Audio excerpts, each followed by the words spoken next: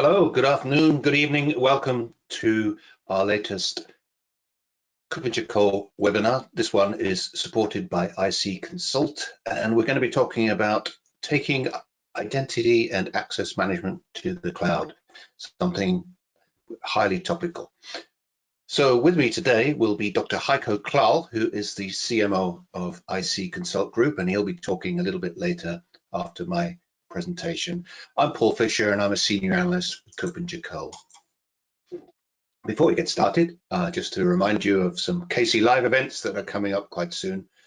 We have on July the 7th, the Cloud Strategy Optimization session, ensuring efficient and secure collaboration on the cloud. July 21st, the Access Management Playbook, securing today's organizations. And finally, a hybrid event, which is happening a little bit later in September, which of course, when I say it's a hybrid event, is actually our biggest event, the European Identity and Cloud Conference, which is happening September 13th to 16th in Munich. And that, as I said, is our biggest event and one that I'm very much looking forward to personally. Just to let you know that we're recording all of the webinar today, so this will be available very shortly after we finish, probably tomorrow. And there is a Q&A session at the end of both presentations, both myself and Heiko. And you can enter your questions in the panel to your right, where it says questions at the bottom there. And we'll do our best to answer them at the end. So a quick look at the agenda. I'm going to be talking about some fundamental identity and access management planning and choices. And after that, Heiko will be talking a little bit more about the insights that he's found from a wide variety of PAM projects that his company have worked on. And then, as I said, we'll have the Q&A at the end of all of that.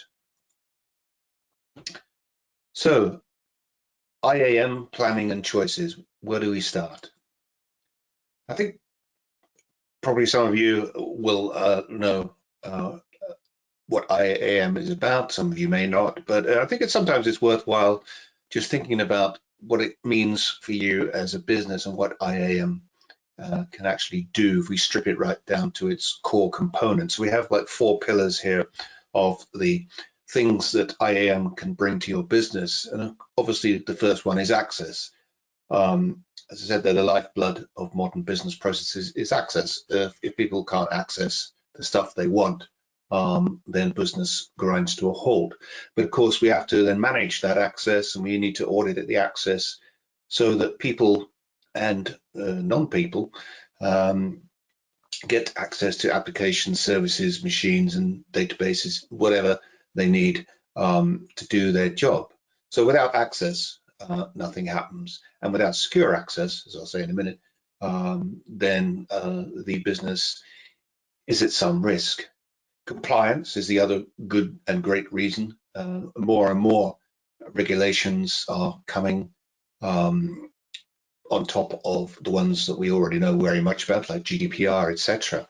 In the United States, there is another legislation that is soon will be in law for companies that wish to work with the Department of Defense, and they have to prove that they are compliant. And the interesting thing about this is it's a binary choice.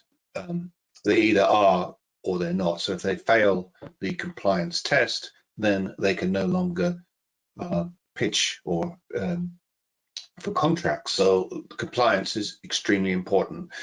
And access that is unauthorized could easily bring organizations into conflict with those compliance regulations and could have knock-on effects for how the business is conducted. Security is fundamentally important. We have to prevent unauthorized and malicious entities from gaining access to our secrets and our networks. And without a robust identity and access management platform, it's very hard to put that security in place, and it's also hard to get identity and access management or identity and access to work with the security tools that we already have in place. And finally, efficiency. This is something that is not often talked about when we talk about identity and access management, but any process that improves access, compliance, and security is going to make the business more efficient. So it's another hugely important part of getting identity and access management to work. So rationalized user access and faster data flows are going to improve the efficiency and productivity of your business. So it isn't just about security, it isn't just about compliance, it is actually about making the business better. And I think it's always good just to think about some of those 4 pillars of what makes IAM important. And a very simple diagram here of how identity and access management works. Again, some of you will obviously know this, but we have on the left there all our digital identities, and we increasingly at KuppingerCole talk about identities rather than people and things, because it's identities that the organization is going to have to deal with, and it's identities that identity and access management is dealing with, and privilege access management and identity governance. And those systems don't really know or care about who or what the identity is, but they need to know whether that identity is allowed access to certain things. So your identities can be things, they can be objects, they could be even a cat. I haven't yet seen a cat in working in the environment, but you never know what identities might be wanting access to your organization. So we have all our digital identities on the left there.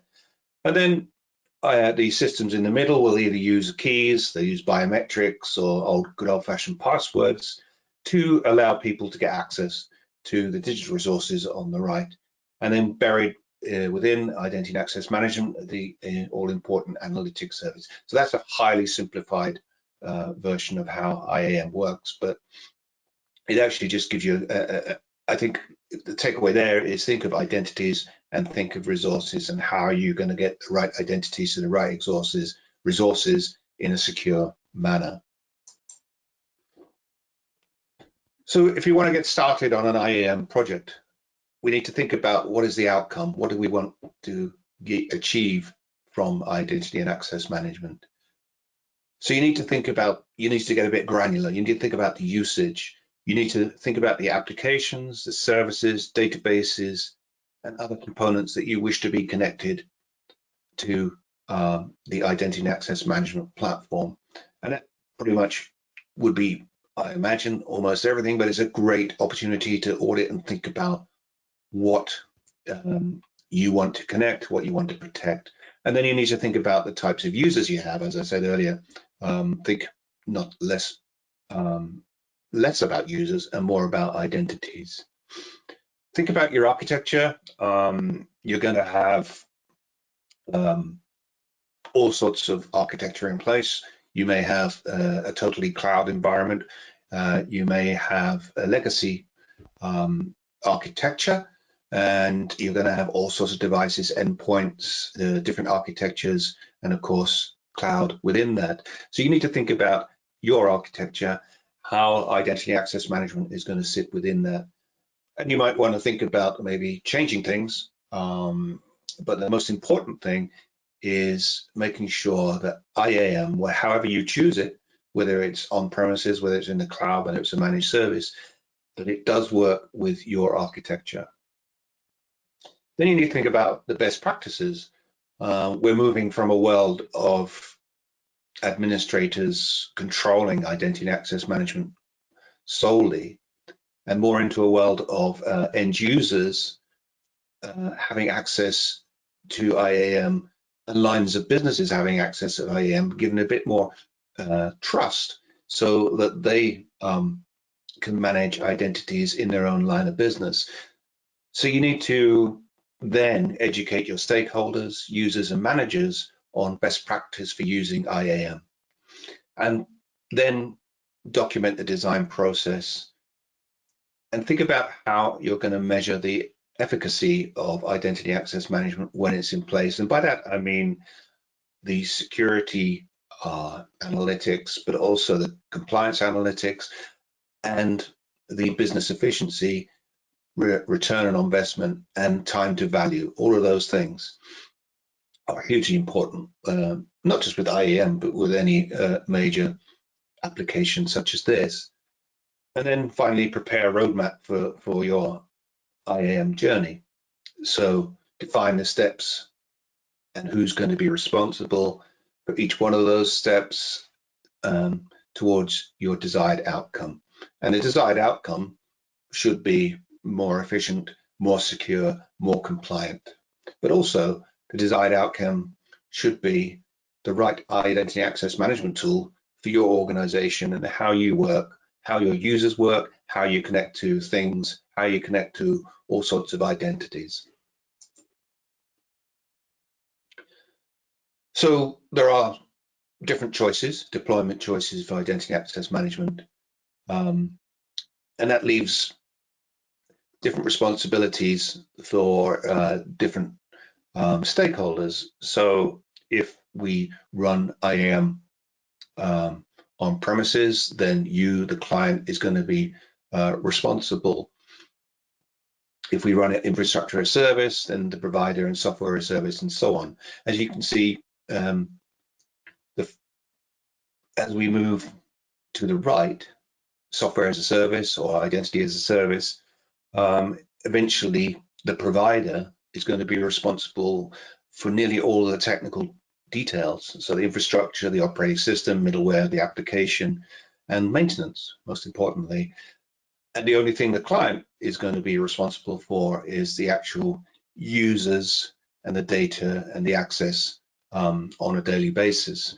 So as you'll find out later, there are now different choices. You can run on premise, you can run in the cloud as software as a service, or you can even have it as a managed service where everything apart from data and access is looked after by a third party.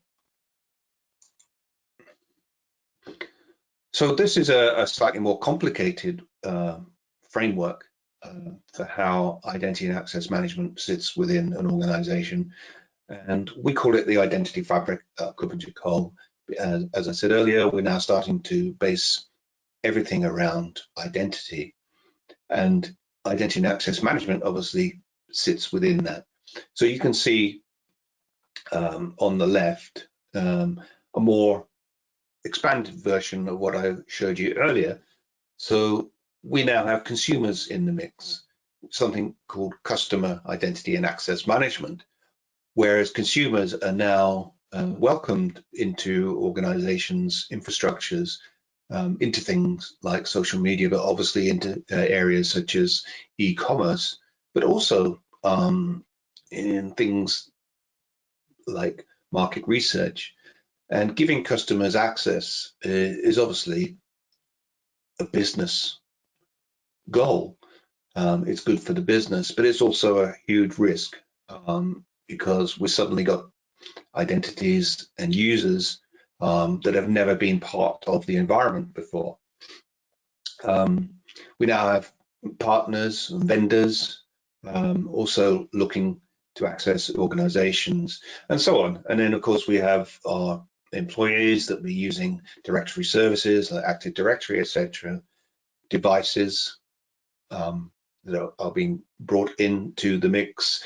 Things, we have a car there's no cats this time, but we have more seriously, we have things such as cars and software and robots. Software itself needs access application to application. You'll find in areas such as DevOps that applications become an identity in themselves and software becomes an identity, and that software needs access to other pieces of code and so on. So that's a complicated framework, it's a complicated set of identity challenges there on the left. But within that, we are seeing new new capabilities. So we have identity, we need to manage identity life cycles, we need to have identity vetting, relationships between identities, adaptive authentications, so that we have a much more fluid and dynamic way of authentication for identities. Privilege access management is becoming more important, especially as I mentioned earlier with things like DevOps, where the traditional idea of privileged access, where it was simply for the administrators to do maintenance, etc., is changing quite rapidly into an environment where privileged users are those that need access and need access quickly to certain files, certain databases. They even need access to things like social networks or social network feeds, which are also privileged because of if the wrong people get access to a corporate social media feed, then that can cause relationship problems. It can cause marketing problems and all of that. So we're seeing within that identity federation, access governance, audit and reporting, and so on. And then right in the heart of that, we have our identity management service, the authentication service, access management service, and access governance service, which are all becoming part of our identity and access management mix. So you can see that it is a complicated schema and it's a complicated thing to set up, and which is why we're now seeing different ways of managing this. So they can be on-premise and they can be cloud, or they can be a managed service.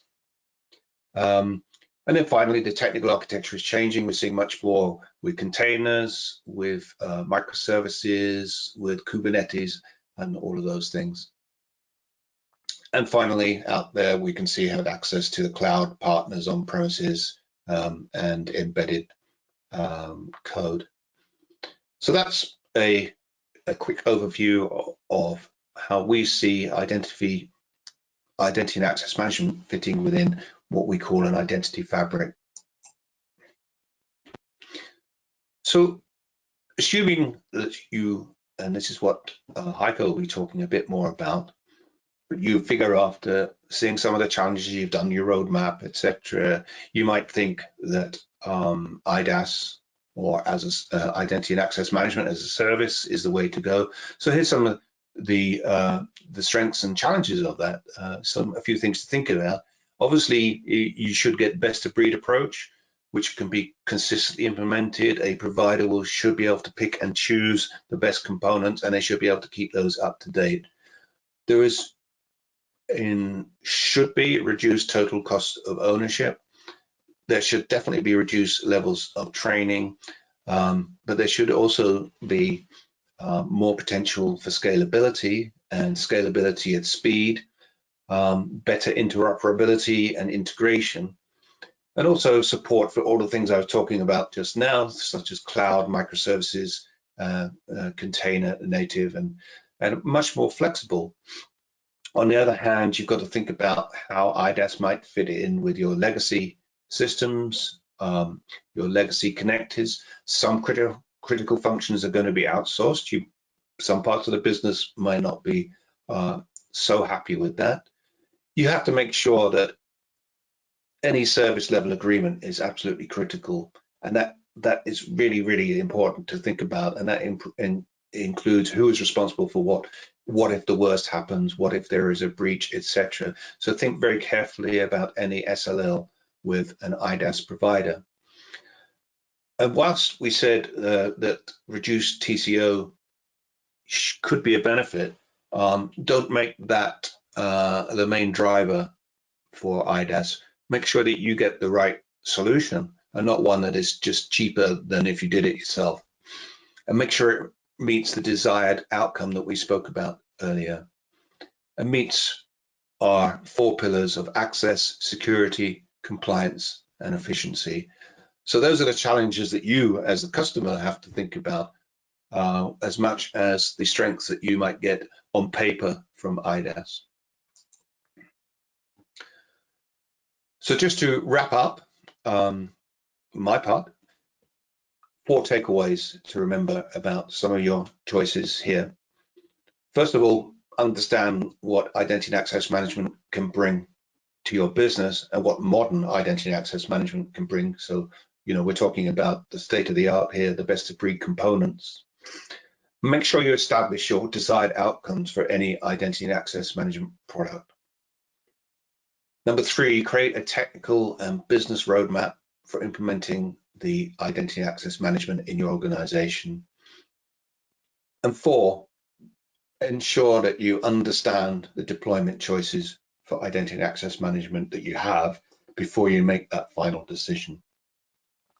And finally, you can find out when you get these slides as part of the package, you can click directly on this, and that will take you to an excellent introduction to identity and access management written by our chief analyst, Martin Kuppinger, and that's on our KC Insights page on our website. So with that, I'll hand you over to Heiko. Oh, thank you, Paul. Hi, everyone. Welcome to today's webinar, the IAM Cloud Journey.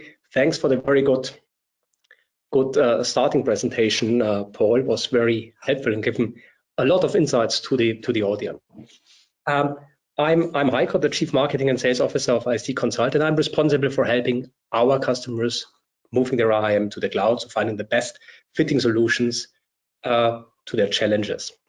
And during the last couple of years, we have been faced various customer discussions and various customer projects, which we have successfully delivered. And so we compiled the best practices and the learnings we had from various projects into the IAM Cloud Journey that should help you to ease your path to the cloud and give you a very good understanding what's needed.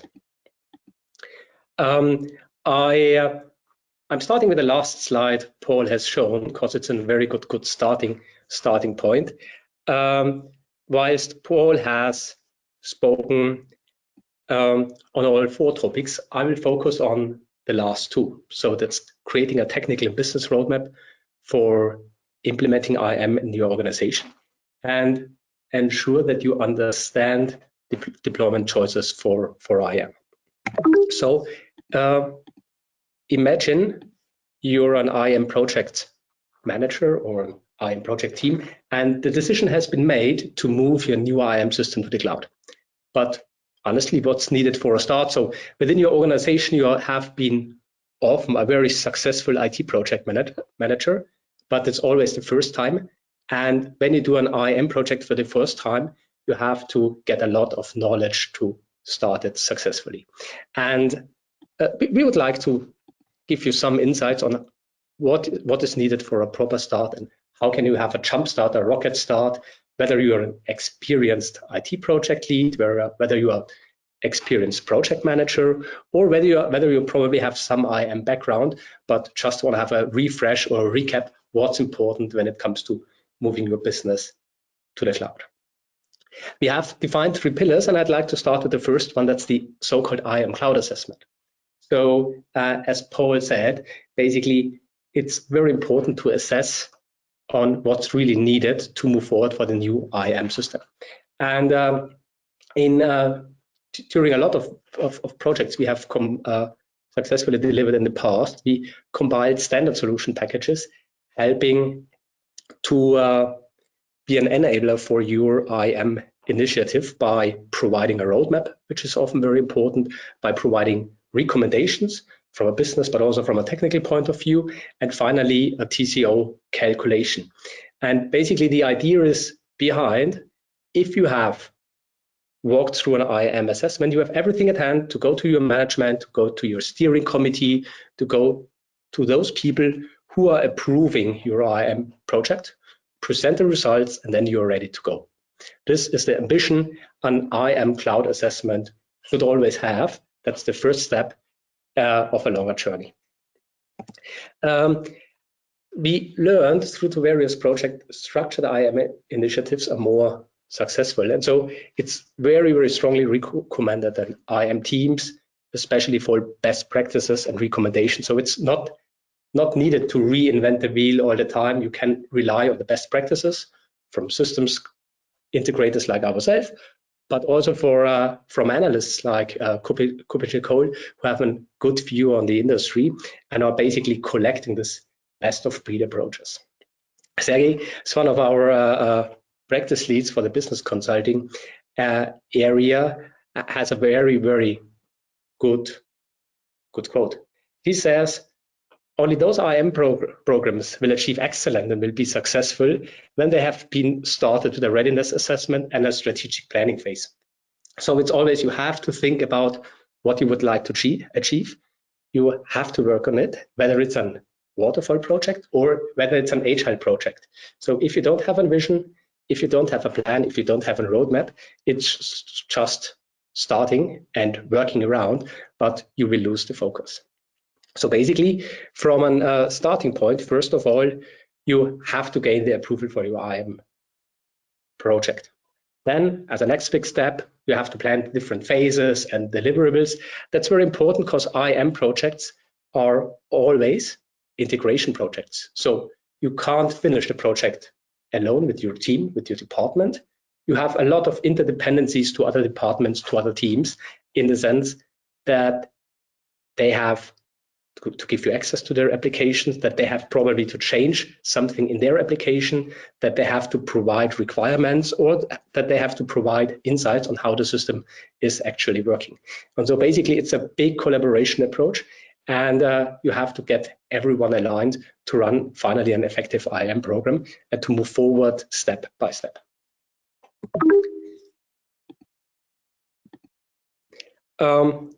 So it's important to come from the vision to a roadmap, and then finally to think about the architecture. What's the right way to deliver your IAM? Paul mentioned the advantages and challenges from standard IDaaS offerings. Now every vendor is offering into the market compared to on-prem solutions, probably compared to own build solutions, or what you have already there. So we often see a mixture at our customers having something in use, whether it's an official IAM or an unofficial one, meaning you have a brownfield scenario where every now and there is probably some functionality of an IAM system implemented, but it's not a consolidated overarching approach. And last but not least, there's the implementation and then the run phase afterwards. Basically, an IAM assessment should cover, if you're starting one, parts of the vision, the roadmap, and parts of the architecture. Why does it only include parts? So basically, the vision has also to do with your business vision. So you can generate the vision before, and then you can start the roadmap and shape the roadmap according to your vision. And basically, the architecture has always high-level architecture pieces and very low-level architecture pieces. I'm very sure that it's important to have a good understanding on how should the high-level architecture look like. Or we move to the cloud, which are the leading systems, how are the data flows and all that stuff. I think it's too early at this point in time to discuss low-level architectural decision. They're probably far better when you do it within the implementation team, because within the implementation team, you have the experts for the several products offering identity and access management. And then you can really find the best fitting solution fitting to the product you have decided to go for. The IAM assessment, as I said before, should give you everything to move IAM forward to the cloud. So if you're starting in assessing your IAM vision, if you're starting in assessing your current landscape, you should take the following with you.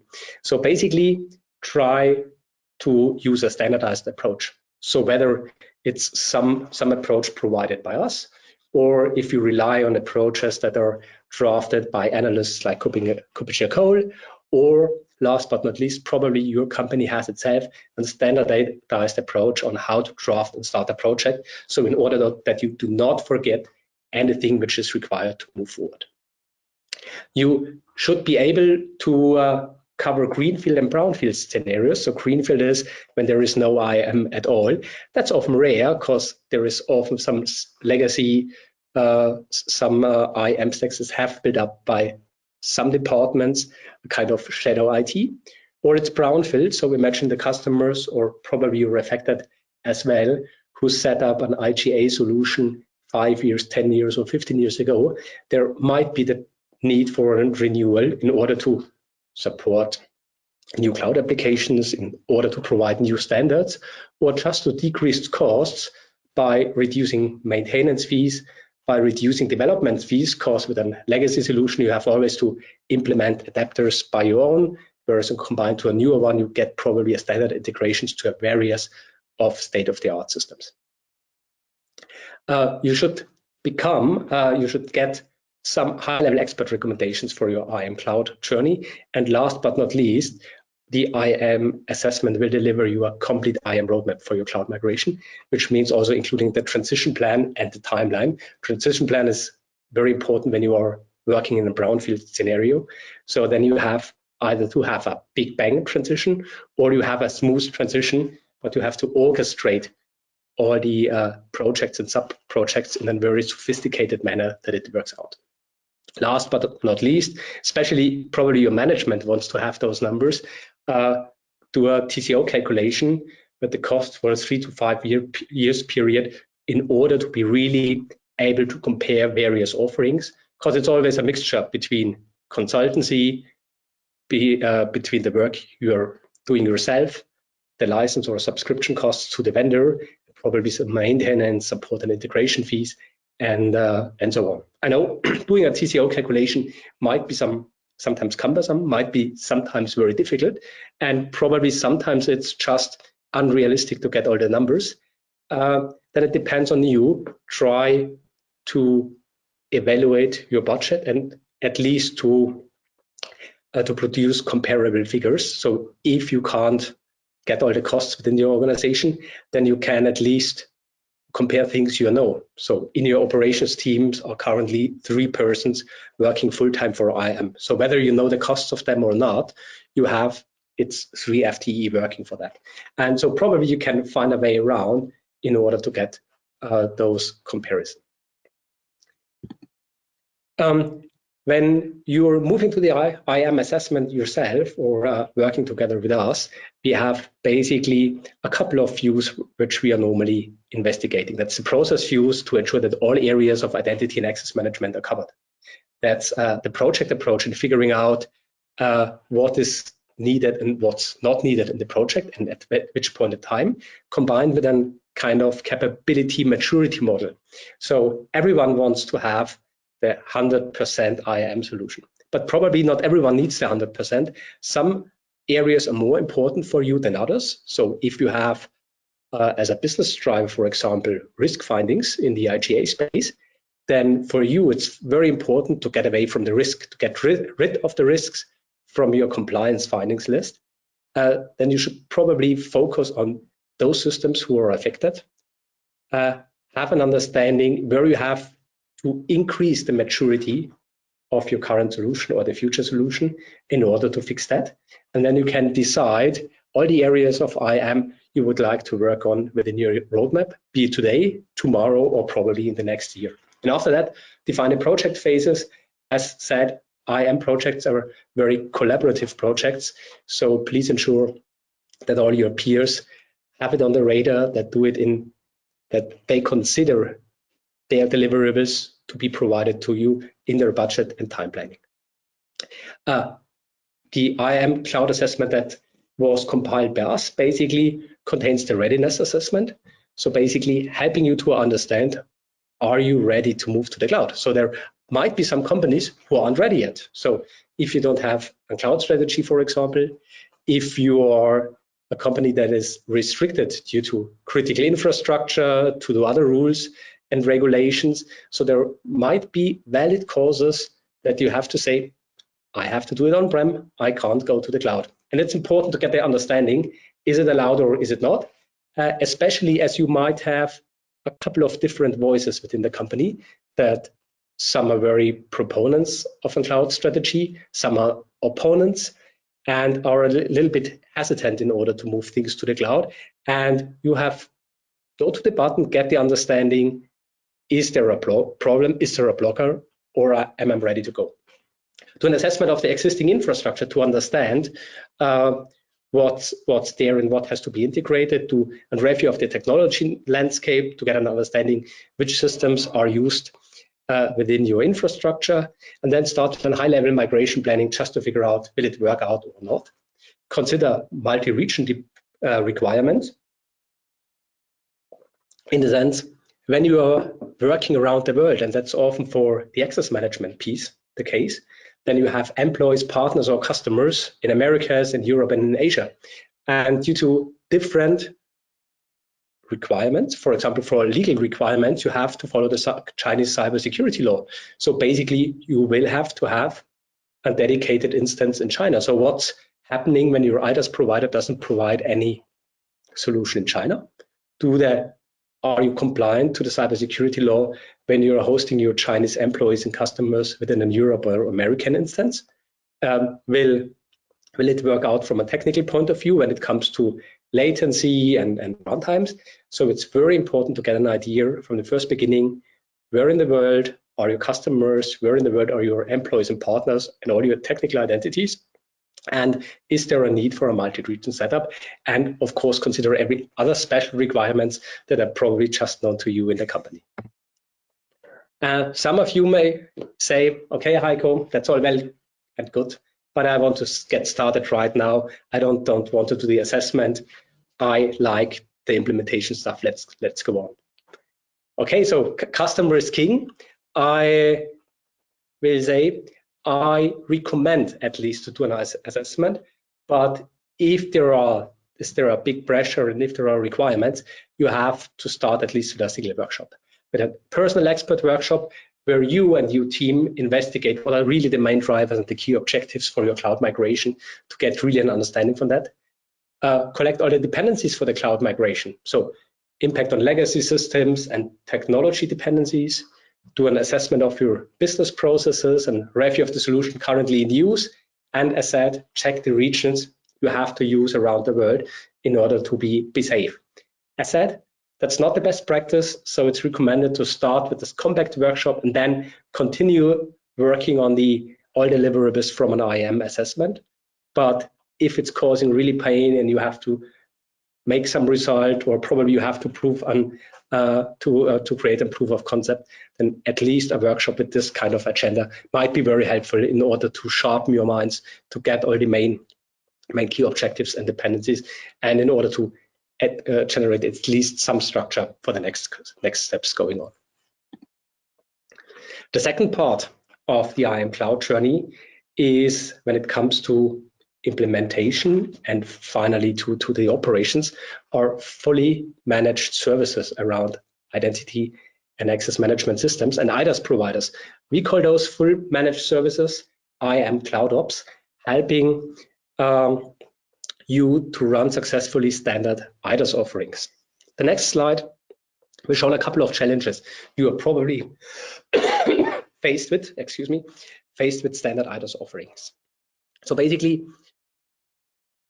all IDaaS offerings are promising a short time to market. However, you have to get up things right. So there is always a piece of implementation, there is always an architectural piece and best practices to follow. So despite the solution is there in a second, you have to do the integration piece, and you have the integration piece following best practices. You have the challenges to leverage the value of IDaaS providers for the whole enterprises. So you pay a yearly subscription, you pay probably a lot. However, you have to get all the value into your organization. So all the new features being released continuously in the IDaaS providers, and that's the paradigm of IDaaS. They are bringing features every now and then, so in a far more faster-paced delivery process compared to on-prem software, where you have probably one big release or a year or just every 2 years. Make a continuous usage of new features, but how do you cover those and how do you get the value from those features?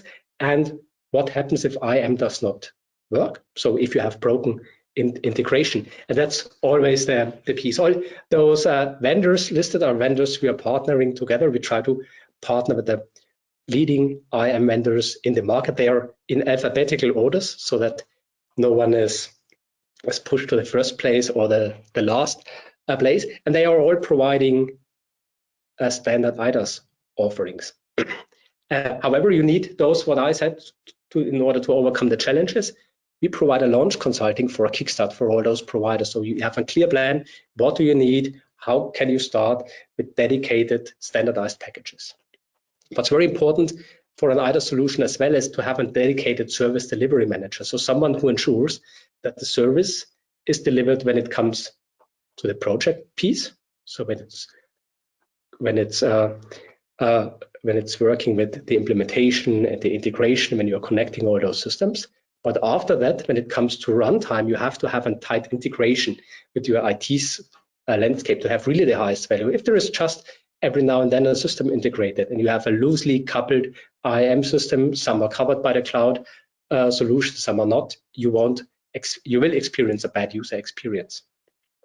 You will have a need for 24/7 services and support for all the integration. So as I said, IAM does not work. So you can be sure that the IDaaS offerings from those vendors I mentioned will be up and running all the time. Probably there might be a downtime for a couple of minutes or so, but at the end of the day, they are in charge and they are in control of their environment, and you can rely on their SLAs and KPIs.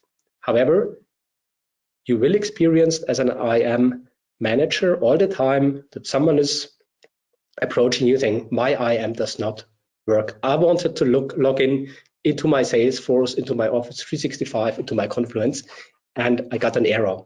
I can't do my password reset. This does not work, and this does not work. Basically, if you check it back with your IDaaS providers, everything will be fine.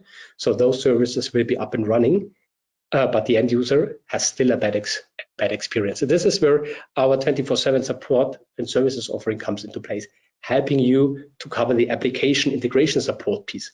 When your Salesforce administrator is changing an endpoint, when your SAP administrator is changing the data scheme so that provisioning doesn't work anymore, when your Office 365 administrator limits your access for provisioning and you can't update any identities anymore.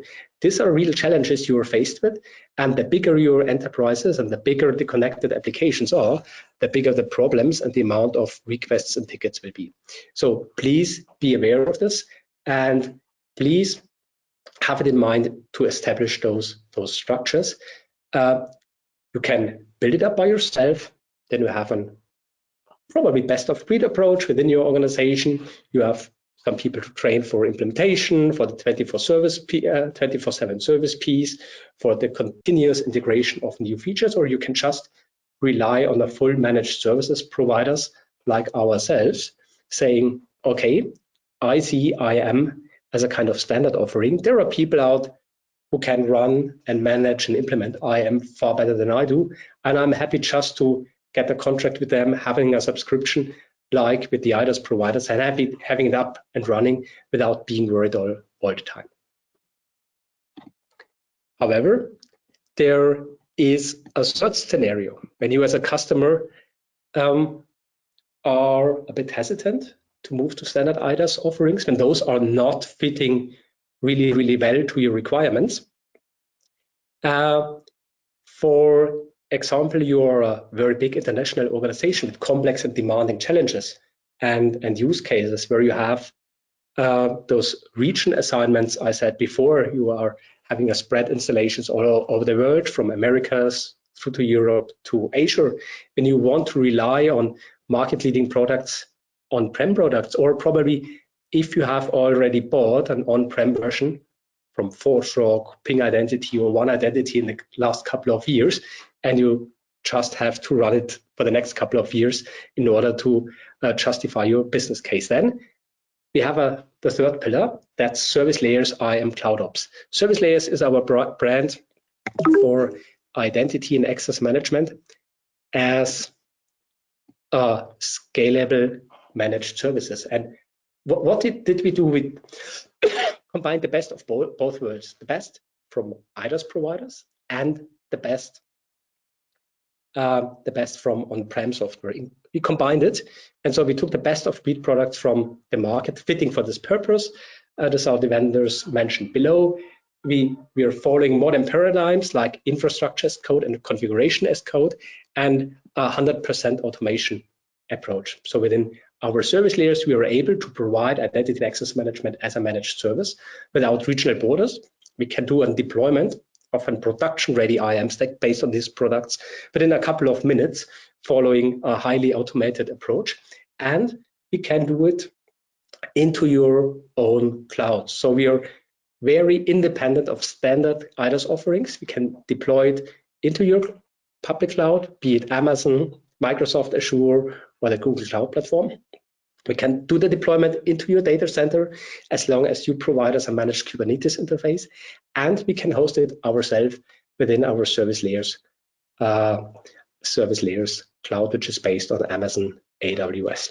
This has the big advantage from you when you're using your cloud stack, your virtual private cloud rooms, that those are exactly following the compliance requirements and the security requirements your security has raised, your corporate IT has raised according to those offers, and that all the data and all the functions belongs excuse me, belongs completely to you. I want to give you some more details on the service layers piece, which is basically, as I said, it's following modern paradigms like GitOps. It's perfectly fitting when you want to have, on the one hand, a best of breed solution approach and the agility based on continuous delivery principles. So if you have a DevSecOps teams with a lot of developers who want to interact very quickly, then it's probably the way to go for. We have one of very big international customers utilizing the service layer stack. And what do you get within service layers? You see that at the bottom right of the page, you get the full built-in CI/CD stack. So you do not have to take care about, that's the piece of reinventing the wheel to build up the built-in CI stack. It's based on an IAM product.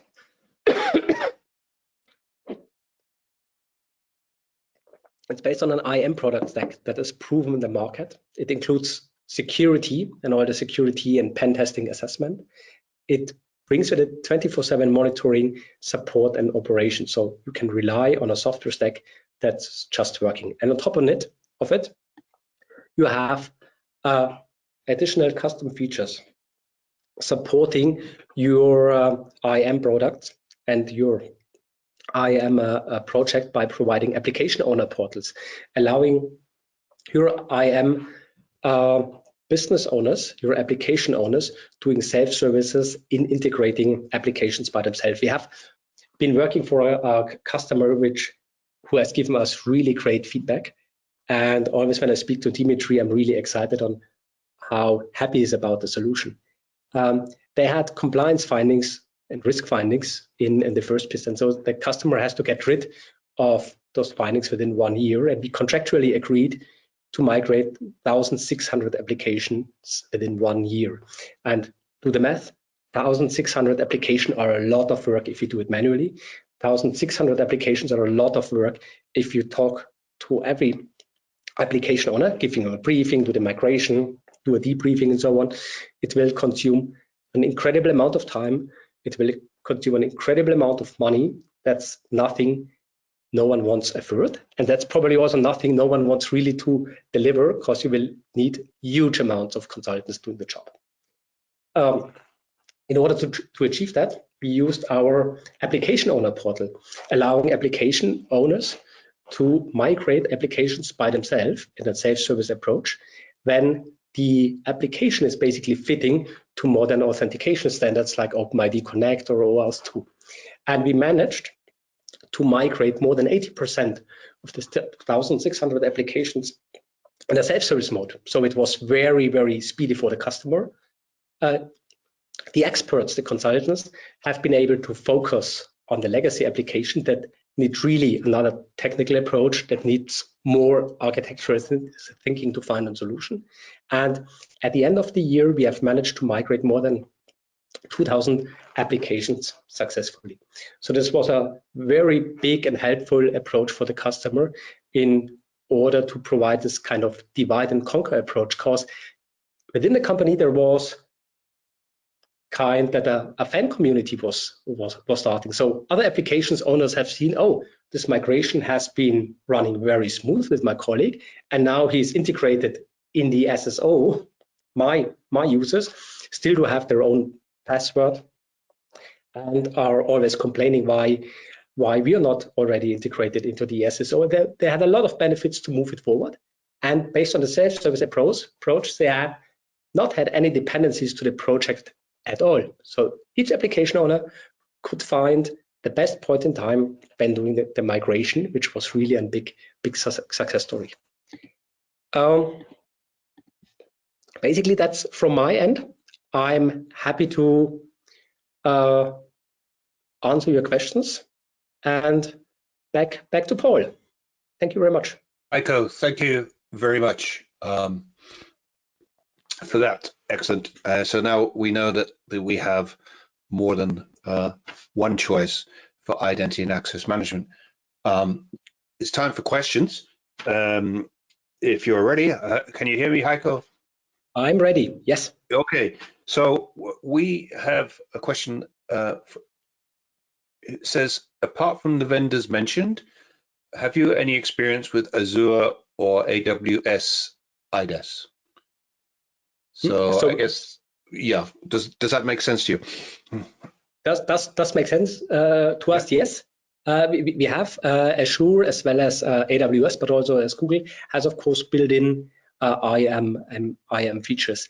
What we see is that it's sometimes specific to the use cases the customer wants to implement. And on the other hand, there might be some limitations in the scope, in the sense of, to provide the proper user experience, you have to add some additional work, so add some customization. But for basic use cases, those are often good enough. Consider, please, if you have a hybrid cloud strategy, so when you're not using Azure, but Amazon and in another region of the world, GCP too, then you have to combine that somehow. That could work far better with a standardized product, bridging the gap between those different providers. But as I said, it's very depending on your challenges, and I'm happy to connect you within some of our Azure or AWS experts afterwards. My email is on the slide deck. It's heiko.klarl@icconsult.com. So feel free to reach out to me at any time, and I'm happy to have a deeper conversation on that. Great. Yeah. Well, I can't quite read the name of the question there, but obviously you're listening, so please do get in touch with Heiko directly, and he can tell you a lot more about your particular area there. You mentioned the service layers approach. Is it right that you can deploy into the question is saying our cloud, but into a customer cloud?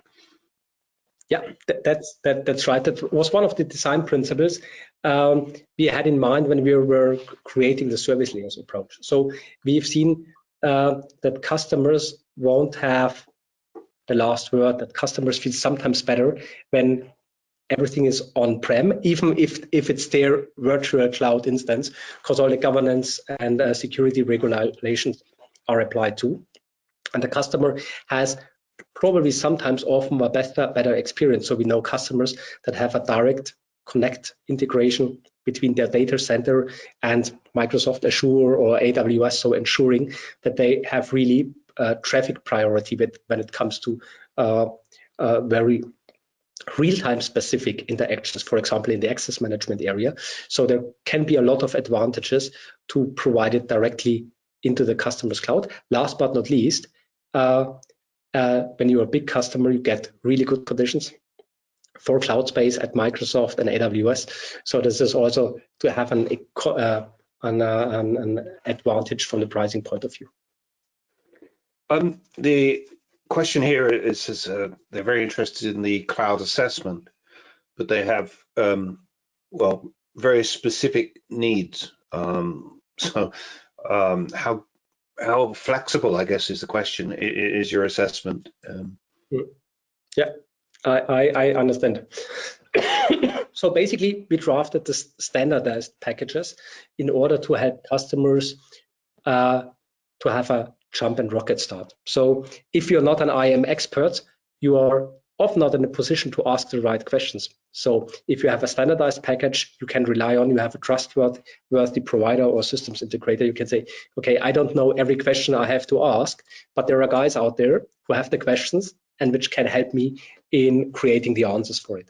This was the intention of the standardized packages for the IAM cloud assessment. However, of course, there are customers who have very specific needs, who have specific requirements, and at the same time they have often already a very good background on their vision of IAM and what they are heading for.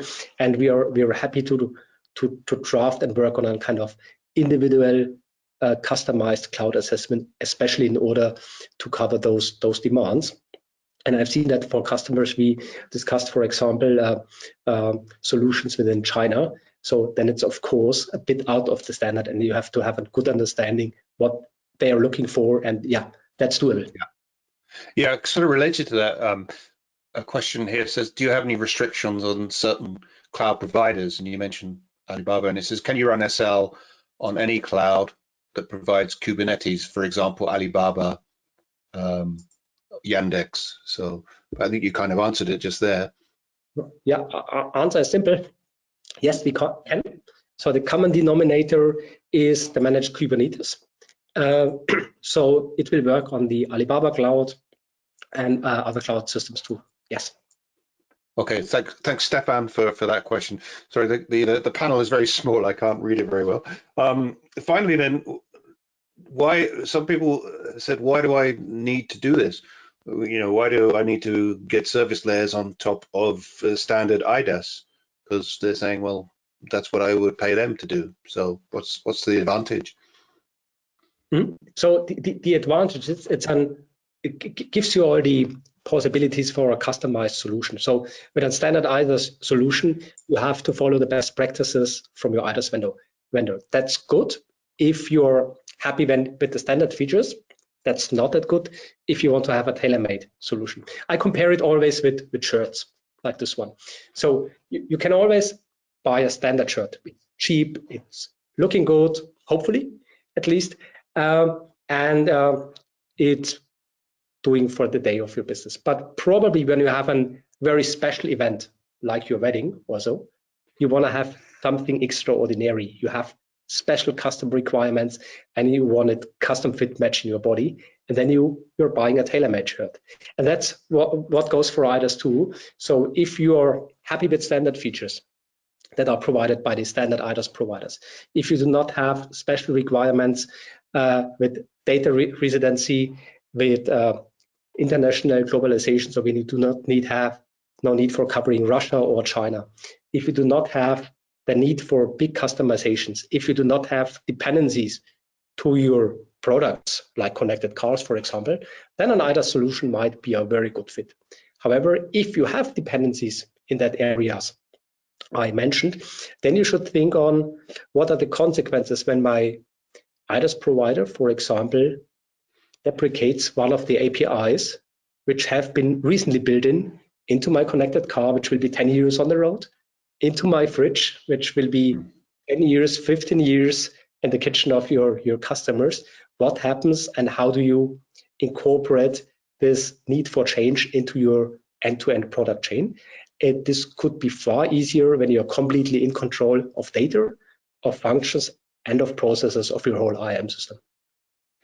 Fantastic. Well, we're nearly out of time, and that's actually all the questions that we've got for you, Heiko. But please follow up afterwards directly with Heiko if you want to ask him more about service layers or the other services they offer. Don't forget also that you can find more information on KuppingerCole website. We also have a white paper coming out very soon, which we've done with IC Consult, so look out for that. But in the meantime, let me just thank you all. We had a great attendance today and we had some great questions.